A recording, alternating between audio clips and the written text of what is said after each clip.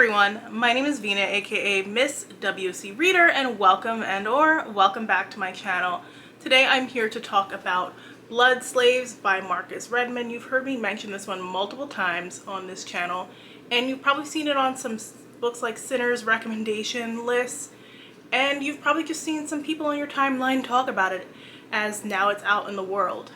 And I wanted to talk about it because not only reading this did it really spark some interesting discussions and make me think about some current discussions that we already have, but the reviews are kind of a mixed bag, and I wanted to touch on that as well. So first off, I've been seeing quite a few reviews that call it trauma porn, and that doesn't sit right with me to call it trauma porn. There are some very violent and brutal scenes that happen in the first 7 chapters, but they are very much true to the history that this book is based off of. This is set in the 1700s Carolina within the US. It is set on a plantation.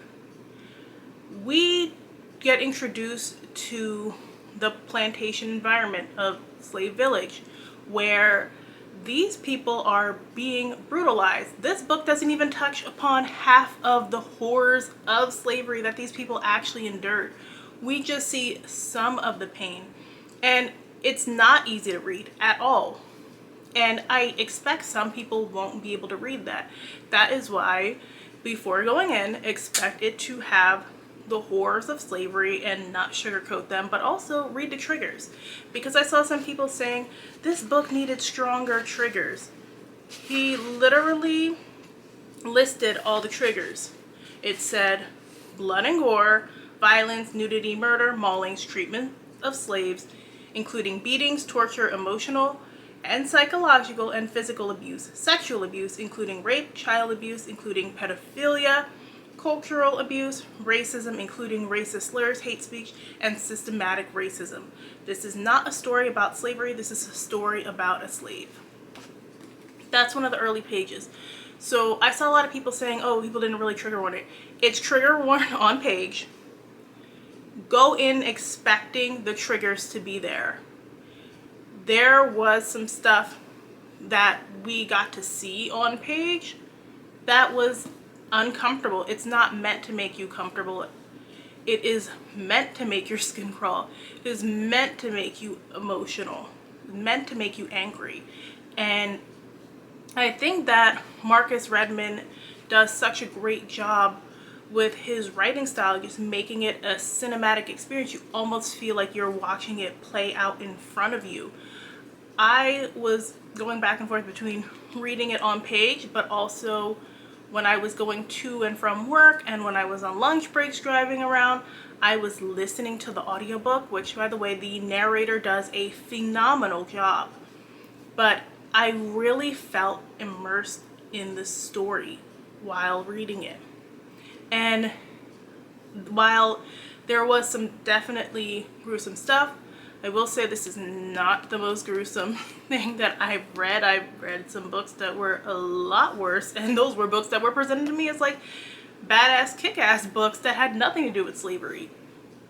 But nothing gets sugarcoated, which I think is important right now during a time when we have people literally trying to erase history and pretend that these things didn't exist. They are rewriting the history books to act like slavery was just some happy thing we all wanted to do. Like black people were just so stupid they needed white people to come and control them. And that's not it at all. Often in the black community, we have conversations about entertainment, usually with movies more so than books, but I also see it with books sometimes, where people are like, oh, we have enough slavery books, we have enough slavery movies. But realistically, when you step back and look at it, we don't actually get a lot of slavery movies. We might get one every few years that people talk about, but because people saw one and it made them really uncomfortable, and a lot of times it is written in a very specific way. Some of these are white directed. That turns them off from any types of movies dealing with our history going forward. And it's not just slavery, because everything having to do with racism for some reason gets put under the slavery umbrella. If it's set before 1970, people will call it slavery. So I will often see in the book community people say, growing up, there were no black books besides ones about slavery. I'm like, name a title. What books were you reading about slavery? Because growing up, I cannot recall any books being presented to me with black people that were about slavery. The black books that I can remember seeing were not about slavery. I know I saw some going around that were about the civil rights era. The civil rights era is not slavery, and it is very important to make the distinction between those times. We didn't have a lot of rights then. We still don't have a lot of rights now, but it was much different than slavery. And so I hate seeing the way people just throw it all together. Like when the discussion of The Color Purple came up, when they did that musical remake where people were saying, oh, I'm tired of slavery movies, this is another movie with slavery. That was also not set during slavery time. And in general, a lot of people don't want to have to deal with that history in their entertainment, which books and movies for them are entertainment. And I understand that to an extent, but I do think sometimes you need to read things that make you uncomfortable. You need to watch things that make you uncomfortable, especially because we don't know all that we think we know about these time periods. We don't actually get taught this history in school. So it's up to your family to teach you this history. It's up to you to do the reading. And yes, it is difficult, and I know there's some shame that some people feel in regards to it, but it's not black people's shame to have, because we weren't the ones who were forcing these people through heinous acts. We weren't the ones committing these heinous acts. And again, the way they are trying to erase the history, the way they don't want to teach us this history, it is important for us to keep it alive, even if the details do make people feel uncomfortable. So I think that you should approach books like Blood Slaves with an open mind. I'm not saying everybody has to rush and read it. If it's not for you, it's not for you. But there's a little bit of a thing where people figure a book is not for them. They have to try and turn everybody else away from reading the book too. And I see that a lot lately, and I really don't like where that's going. And also, if you can read something like Kindred by Octavia Butler, which is something that people recommend all the time without trigger warnings, without telling people what it's about, you can definitely sit through Blood Slaves. Again, it is important to speak on these narratives, and I find that in the book community as well, black readers are more comfortable reading about racism and other heinous things when it doesn't have to do with black people, like when it has to do with other groups of color rather than our own. Because I will see people say, I'm tired of all the racism books, I don't want to read anymore, it's exhausting. Fine. I have said as much as well about a lot of the contemporary books that deal with racism, because I feel like they do it from a white gaze, which is a larger conversation. How people tell a story through the white gaze rather than telling it for a black audience, who exactly they're trying to speak to with certain books, what they decide to focus on. Because in the modern day, while yes, we experience some racism, it's not like in slavery days where it was inescapable. We didn't have much place of respite to go to. So when I read these books where it's modern and it's just racism back to back to back to back to back, I'm just like, okay, but where were the moments with them in their community? I find those are often lacking. But also, I'm not going to then read a bunch of similar type of books by somebody who's maybe like Asian or Middle Eastern or whatever group, and then say, oh my gosh, this is so much better, you have to read it. They talk about this, this, and this, and it's just the same stuff that they talked about in these black books that you were just putting down. I think we really need to take a step back and ask ourselves why we do that. And we wouldn't tell other groups this is trauma porn if they were to write their pain on page. So I don't like calling this trauma porn. I don't think that he did it in a way where there was no care, where there was no regard for how it was being told. Like, there's a conversation in film spaces about how rape scenes are depicted on screen and how they are done in like an almost sensual way. And this was not done in any type of sensual way. It was very cold. It was very like the language around it was vulgar. And a couple of things, even just like you got the vulgar language on page and then it happened off screen. So this wasn't done in any way that was just like gleefully indulging in it.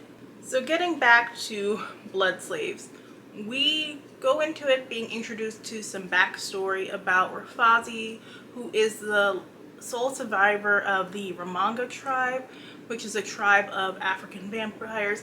He has been around for centuries, but right now he is weaker. He needs to rebuild his army. Cut to us then being introduced to the people living on the Barrow plantation. Like I said, it is horrible, horrible place. We are introduced to Willie. He is an enslaved man and he tries to make an escape, ends up getting caught and is brutally beaten. In addition to being brutally beaten, they also want to teach his girlfriend, his lover, a lesson as well, to humiliate him and break him down further. This made me think of something that I do see floating around online, where I will see some black women be like, I don't understand why black men did not protect us during slavery. They couldn't protect us. They would do things like this to break these men down. We didn't have the weapons or the strength to fight back in most of these situations, and black men were also being brutalized. This book doesn't shy away from showing it on both sides and both genders. Heinous acts were done to children. So we see Willie reach his absolute breaking point. He is sobbing. He is upset that he couldn't do anything to protect his lover Gertie. In comes Rafazi and he's like, I can help you get revenge. He reveals that he's a vampire. He wants him to join his army. After that, one by one, we start to see different people on the Barrow plantation reach their breaking point and join in. Gertie, even though she has gone through hell on earth, is trying to hold on to her moral compass. She is of the mindset that if we do bad too, we are just as bad as the people who we consider evil. So this book questions what really is considered evil and why can't we do these bad things back to the people who have harmed us. There is often in fantasy those types of characters like Gertie. They always get on my nerves. They're like, you have to be good, you can't get down to their level, blah blah blah. Luckily, we also have female characters who are a foil to Gertie and her mindset. Irene is a big one. Irene is a house slave. She at first had thought that her white blood would protect her since she is mixed race. Quickly she found out growing up that that was not true. They did not consider her one of them despite her lineage. And being in the house, she has a different set of challenges. She doesn't quite fit in with the slaves in the field who feel like she has it better than them because she's not out in the sun getting whipped all day. But she's still getting beat in the house. She's still subject to all types of horrors inside the house, while also just feeling like she doesn't have a true place to belong because she's not like this group and she's not like that group. And then there's the fear that they're going to get tired of her and just kill her one day because she's not as useful. There's always somebody there to take her place.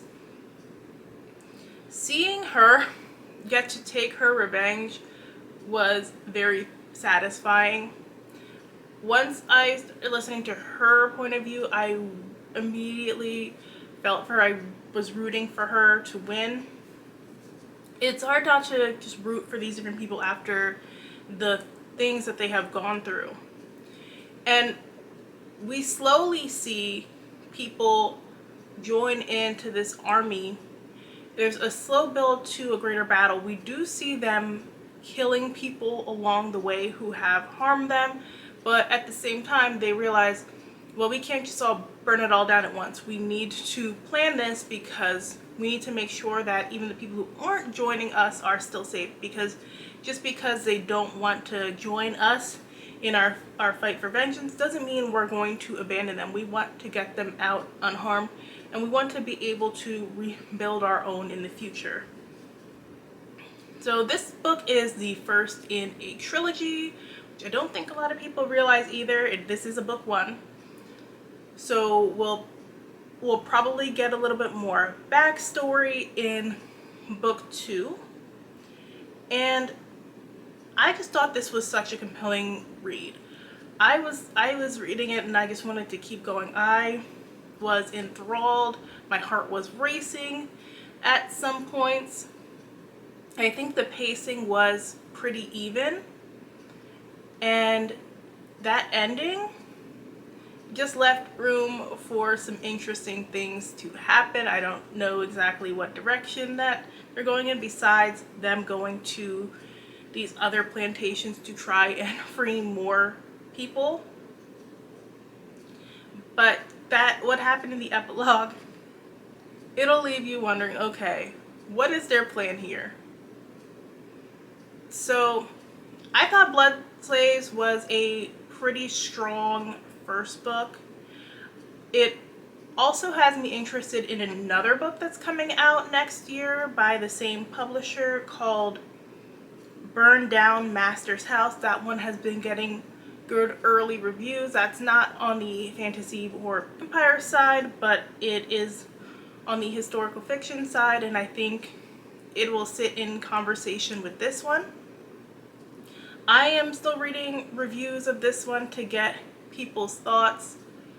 Like I said, be mentally prepared for this one. Don't just pick it up on a whim. Make sure you're ready for it. But I think this is much more in conversation with sinners than a lot of the other Black vampire books I saw being recommended, like Immortal Dark. And I think it is important to sometimes have to deal with this history despite how painful it is. Let me know if you've read Blood Slaves, what your thoughts were on it. If you like this video, make sure and hit that like button. Thanks so much for watching, and I will see you guys in the next one. Bye!